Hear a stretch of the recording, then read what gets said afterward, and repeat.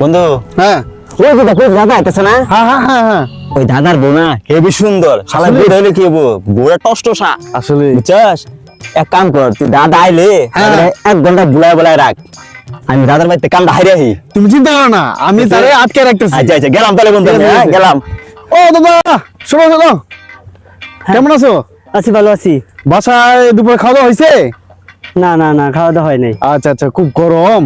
পোকা চোদ্দা তো কোনোদিন সম্মান করে না, আজকে এত সম্মান করতেছে কিয়া? এত সম্মান করতেছে, ঘটনা কি? না না, ঘটনা কিছু না, না আসলে সত্যি ঘটনা কিছু না। হ্যাঁ কি হয়েছে বলো।